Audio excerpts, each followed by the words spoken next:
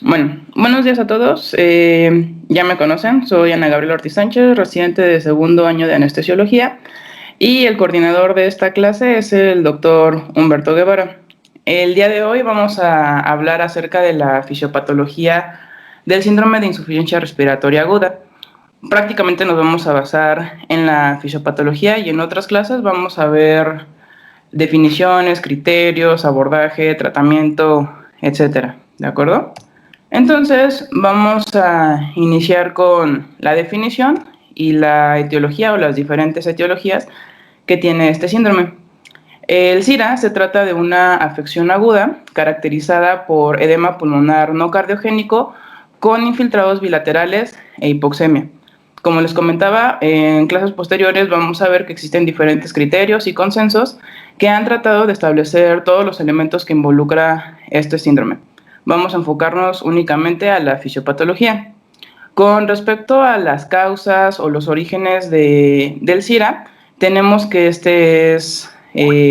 tiene múltiples orígenes. La principal o la más frecuente va a ser por causa de neumonías, pueden ser bacterianas, pueden ser virales, en menor medida fúngicas, pero se han descrito.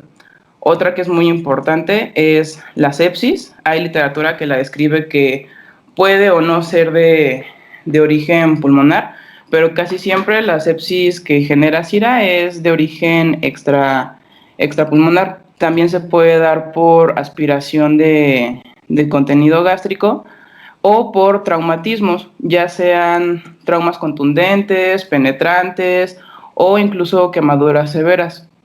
Hay otras etiologías que no son tan comunes, pero se han descrito en pacientes que tienen pancreatitis aguda, en aquellos que se someten a una inhalación de humo o gases tóxicos. Lo que ya revisábamos en años previos, eso no les tocó todavía a los R1, pero ya lo vamos a revisar. El daño inducido por transfusión de hemoderivados, conocido como TRALI. También el casiogamiento, también daño inducido por grandes altitudes. E incluso hay fármacos que pueden generar perdón, este tipo de síndrome. Al final también vamos a ver que incluso nosotros podemos provocar este síndrome asociado a una ventilación mecánica. Sumado a esto, tenemos factores conocidos como modificadores de riesgo que se asocian a un riesgo relativo para el desarrollo de este síndrome.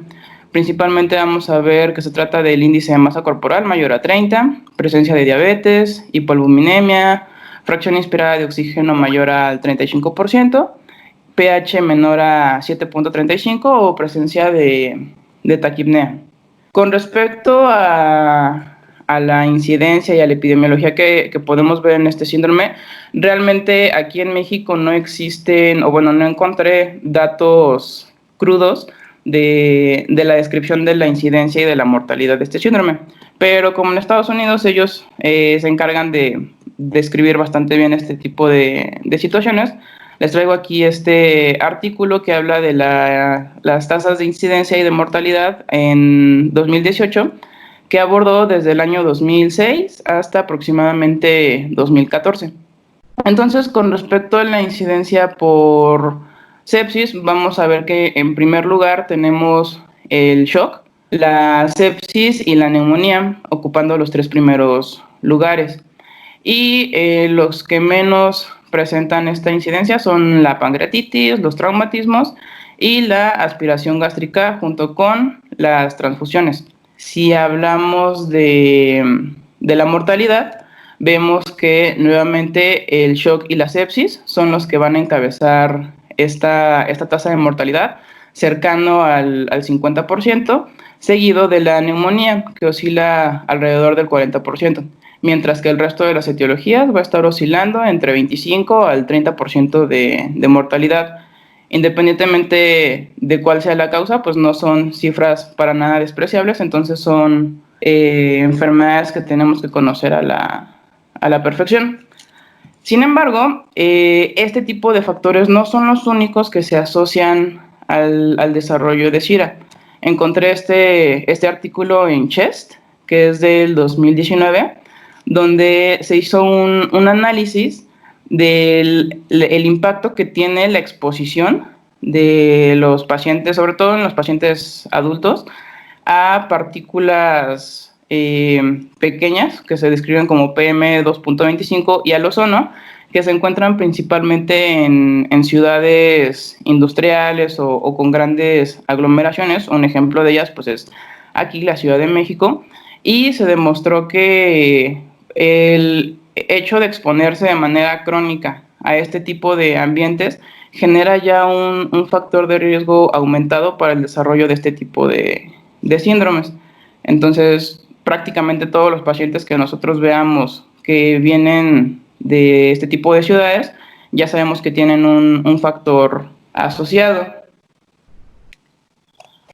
Entonces, si vamos a hablar de la fisiopatología del SIRA, primero hay que hacer una pequeña revisión de la estructura y el funcionamiento de la unidad alveolo-capilar y sus principales características. Recordemos que la función de toda esta unidad es realizar el proceso de la hematosis y, bueno, conocido, ¿no?, como nuestro intercambio gaseoso entre el dióxido el oxígeno y el dióxido de carbono. Esta unidad tiene que ser una barrera selectiva para fluidos y para solutos a través de un revestimiento de una sola capa de endotelio que están unidas por dos tipos de uniones. Unas son las uniones estrechas y otras son las uniones adherentes. En el sentido de las... Sí, es correcto, doctor.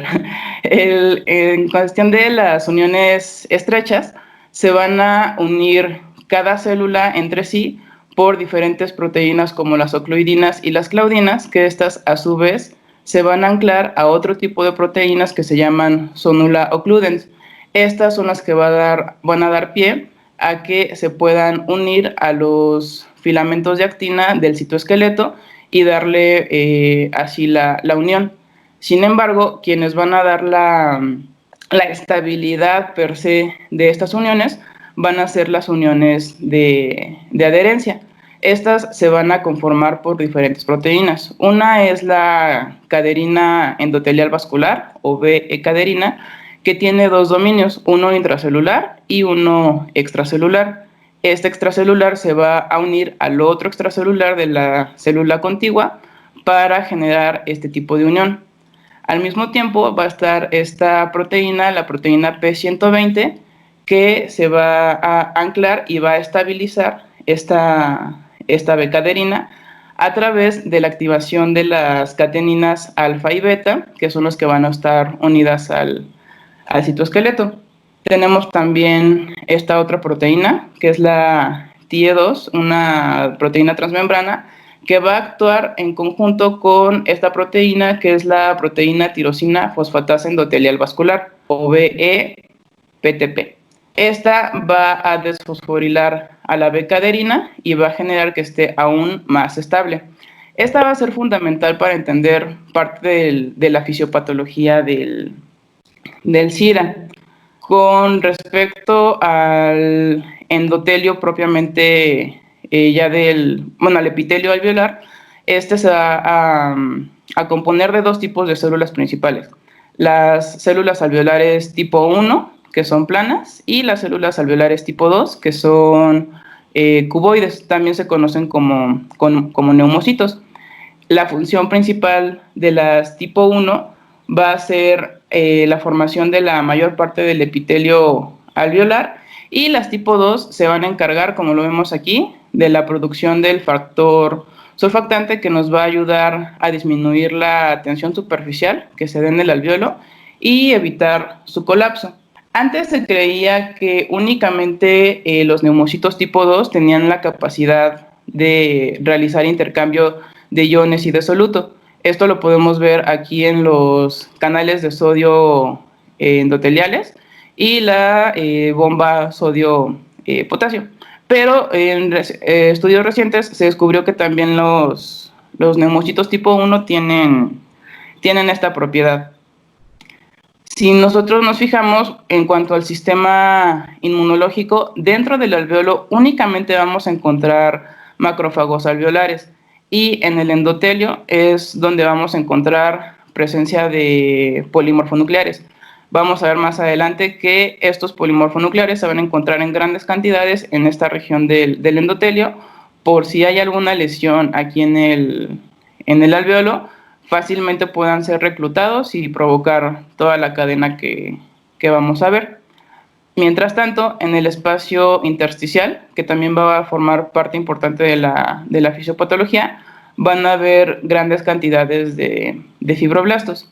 Y por último, mencionar que las uniones que hay entre estas células, las células alveolares tipo 2 y tipo 1, se tratan de uniones estrechas, ¿de acuerdo? Que también tienen ocluidinas, claudinas, las ónulas ocludens y las uniones al citoesqueleto de actina.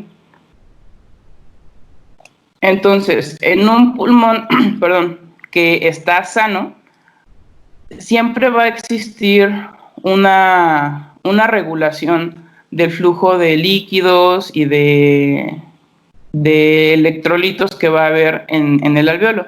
Entonces, normalmente se va a dar tanto por los canales de sodio endoteliales como por la bomba sodio-potasio. Una vez que esto se activa, se crea un gradiente vectorial. Y gracias a este gradiente vectorial es que también la presencia de las acuaporinas, en este caso el receptor de AQP5 o acuaporina 5, va a permitir que el flujo del agua pueda ser drenado hacia el espacio intersticial y de aquí fluya hacia los vasos linfáticos o que sea reabsorbido por el endotelio vascular.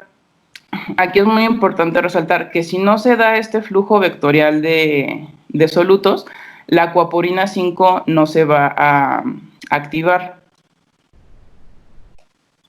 Entonces, cuando hablamos de las fases del SIRA, tenemos que entender que no son fases mutuamente excluyentes, sino que va a ser un proceso que se va a dar de manera conjunta o global, pero van a haber características que van a ser propias de cada fase.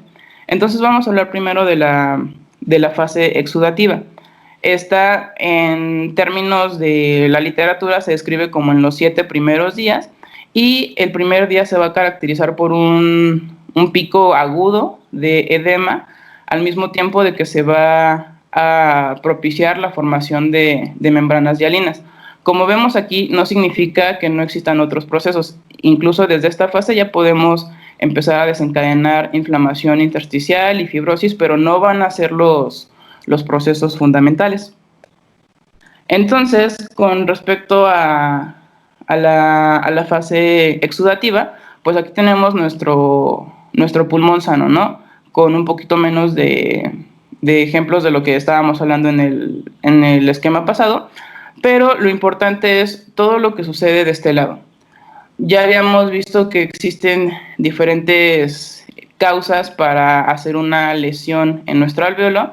Entonces, independientemente de cualquiera de las que sean, va a haber una lesión aquí en el alveolo. Esta lesión va a ser reconocida por el macrófago alveolar. Dependiendo del tipo de lesión que sea, el macrófago va a reconocer, por ejemplo, si son microbios, el lipopolisacárido y va a generar una respuesta inflamatoria. O puede reconocer patrones moleculares asociados a daño, reconocido por receptores tipo TOL, y eso va a generar la liberación de este moderador, que es la NF-κB, que va a producir que este macrófago, que está, digamos, inactivo, se vaya a diferenciar hacia este tipo de macrófagos que se llaman M1 y se conocen como macrófagos altamente inflamatorios. Factor nuclear capable. Sí, doctor. Entonces, este macrófago ya diferenciado va a liberar diferentes mediadores proinflamatorios. Tenemos el factor de necrosis tumoral, la interleucina 1 beta, la interleucina 6, la interleucina 8, entre otros componentes. Todo esto va a ser parte de la señalización que va a mandar el reclutamiento tanto de monocitos como de de polimorfonucleares. Entonces, para hablar un poco de la migración de los neutrófilos, tenemos este esquema que va a seguir prácticamente 3 fases. La primera fase es la adhesión. El neutrófilo va a recibir las señales quimiotácticas que mandó el macrófago y se va a adherir a través de las proteínas de membrana CD4 y las proteínas de membrana de la unión hacia la membrana basal de nuestro epitelio. Va a empezar a migrar extendiendo los podocitos, que es capaz de extender este neutrófilo, y se va a señalizar por diferentes receptores como el CD47, el CAR, y va a ser activado por este tipo de moléculas que son las SIRPAs, que son proteínas reguladoras de señales alfa. Una vez que el neutrófilo ha atravesado toda la extensión del epitelio, va a unirse finalmente a la región apical con los antígenos FCR y va a activar proteínas transmembrana como la CD11B y la CD18. Este tipo de migración va a ser muy importante porque gracias a esto es que el neutrófilo va a llegar al espacio alveolar y se va a activar. La acumulación de neutrófilos y monocitos en este espacio va a generar todavía un aumento mayor de la liberación de mediadores inflamatorios. Recordemos que el neutrófilo tiene muchísimos tipos de mediadores. Unos de ellos son las trampas extracelulares de neutrófilos. Tenemos también la liberación de agentes reactivos de oxígeno, también liberación de diferentes tipos de metaloproteinasas o de histonas altamente inflamatorias. Todas estas van a participar en este proceso de inflamación. Mientras tanto, por acá tenemos a los monocitos, también van a migrar al pulmón y van a causar lesiones inducidas por moléculas proapoptóticas que van a generar un daño en el epitelio alveolar. Por acá abajo vamos a encontrar que a su vez las plaquetas se van a agregar junto con los polimorfonucleares y estos van a activarse junto con las trampas extracelulares de neutrófilos que van a liberar todavía más citocinas proinflamatorias. Por otro lado, vamos a tener lesionado ya tanto nuestro endotelio como nuestro epitelio y esto va a hacer que se fuguen células, eritrocitos, y estos eritrocitos van a liberar a su vez partículas de hemoglobina. Estas partículas de hemoglobina en su estado libre van a generar un incremento en la oxidación de diferentes factores que se encuentran en esta zona. Para hablar del daño que se da a nivel del endotelio, vamos a verlo un poquito más de cerca y vamos a retomar nuevamente lo que les decía de la caderina vascular endotelial. Entonces, vamos a tener nosotros un daño endotelial que está guiado por la liberación de diferentes biomarcadores. Vamos a tener liberación de factor de crecimiento vascular endotelial, moléculas de adhesión y principalmente esta es la que nos va a generar mayor interés, ya que la angiopoyetina 2 va a inhibir a la proteína transmembrana TIE2 que les mencionaba, que es esencial para la estabilización de la B-caderina. Entonces, al inhibir a esta proteína, la B-caderina va a perder su estabilidad y también se va a inactivar la proteína P120. Al perderse esta unión, pues las células endoteliales se empiezan a separar y eso va a permitir que empiece a haber una fuga de líquido tanto al espacio intersticial como al espacio alveolar. Y esto va seguido de lo que les comentaba de la agregación plaquetaria y lo que veíamos ahí arriba. También este tipo de lesiones va a generar que se se liberen factores procoagulantes y se empiecen a formar microtrombos a nivel del endotelio, lo que a la larga pues también va a terminar lesionando toda nuestra unidad. Finalmente, todas estas señalizaciones proinflamatorias lo que van a provocar es justo lo que vemos aquí, una necrosis o la inducción de la apoptosis tanto de las células tipo 1 como de las células tipo 2, sumado a la lesión que ya habíamos platicado acá de la lesión endotelial, y eso va a generar que se liberen diferentes... sí, es justamente a lo que iba. Se va a generar digamos, pues se va a inundar prácticamente nuestro alveolo, y esto va a generar diferentes alteraciones, como lo estaba mencionando el doctor, en la difusión de los gases. Entonces, ¿qué es lo que me va a producir esto? Primero, me va a generar un desajuste de la ventilación y la perfusión, generando hipoxemia. Esto lo vamos a sumar a un incremento de la derivación intrapulmonar de derecha a izquierda, y por lo tanto también al aumentar este espacio se va a alterar toda la excreción de dióxido de carbono.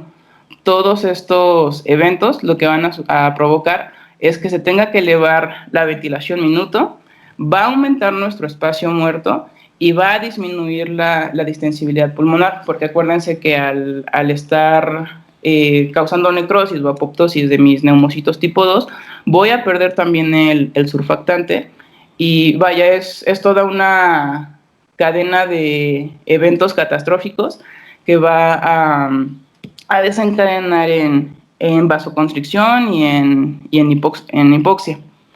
Entonces, si nosotros vemos un corte histológico, vamos a observar que este es nuestro alveolo. Toda esta capa rosa que vemos aquí son las membranas hialinas. También vamos a ver glóbulos rojos en el espacio, eritrocitos en el espacio intersticial, en el espacio alveolar. Vamos a ver polimorfonucleares, conglomerados de polimorfonucleares. Y esto es lo que va a ser fundamental para el daño alveolar difuso. Imagínense que todo esto es el espacio que tienen que atravesar las moléculas de oxígeno y de dióxido de carbono para poder llegar al capilar. Obviamente este espacio no debería de ser tan evidente o tan pronunciado. Eso va a hacer que nuestra difusión se altere completamente, causando todo lo que ya veíamos: disminución del oxígeno, aumento del dióxido de carbono, etcétera. No es lo único que podemos observar en los cortes histológicos. Como les mencionaba, hay diferentes señales que van a causar apoptosis o necrosis. Entonces, estos cortes se encargaron de marcar diferentes proteínas o marcadores apoptóticos, como el túnel, la caspasa 3 y el P53. La imagen tenía más esquemas, pero les puse estas que son como las más características. De este lado, del lado de la izquierda, vamos a ver el pulmón de un paciente que falleció por SIRA, y del lado derecho vemos un pulmón de un paciente que falleció por otras causas que no fueron pulmonares. Entonces, estas que están señalizadas aquí como de color café, yo los veo cafés, son las proteínas túnel que inducen la apoptosis. Si lo vemos en un paciente que no tuvo SIRA, realmente si tenemos una o dos de esas proteínas marcadas, pues sería mucho. Lo mismo para la activación de las caspasas, que aquí lo vamos a ver en un marcaje rosa. Aquí prácticamente lo vemos muy aislado. Y lo mismo con el P53. Vemos aquí toda la proteína que está señalizando la apoptosis de las células, y aquí pues prácticamente no se aprecian ese tipo de eventos. Como les comentaba, no nada más se van a producir este tipo de eventos en la fase exudativa. La siguiente fase que vamos a ver es la proliferativa, y esta, si bien se empieza a desarrollar desde la fase exudativa, va a tener su pico después de los 7 primeros días de acción. se va a caracterizar por inflamación intersticial y por fibrosis intersticial también. Entonces, este esquema es el mismo, nada más que esta es la parte de arriba y esta es la parte de abajo. Lo puse así para que pudiéramos apreciar todas los eventos que suceden, ¿no? Entonces, en esta fase, el objetivo es restaurar la homeostasis del tejido y se va a caracterizar primero por una expansión o una proliferación, digamos, masiva de fibroblastos que van a formar una matriz. Esta matriz provisional va a tener la función de intentar estabilizar y proveer los medios necesarios para que el epitelio y el endotelio se vayan regenerando. A su vez, va a haber una proliferación de células endoteliales tipo 2 para que éstas puedan a su vez diferenciarse en células alveolares tipo 1. Esto no se va a dar del todo, esto ya lo vamos a ver más en el proceso de ya sea fibrosis o de recuperación del síndrome, pero ya se empiezan a iniciar estas proliferaciones. ¿Cómo es que se da este cambio a que se empiece a regenerar el epitelio? Tenemos este macrófago, el M1, que es el altamente inflamatorio, que ya había reclutado a nuestros neutrófilos.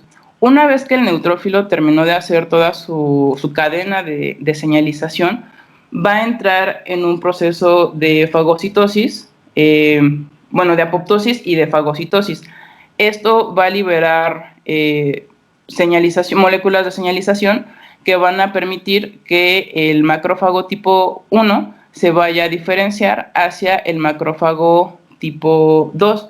Este macrófago ya no va a tener una acción inflamatoria, sino que va a desencadenar una serie de señalizaciones para disminuir, de hecho, la respuesta inflamatoria.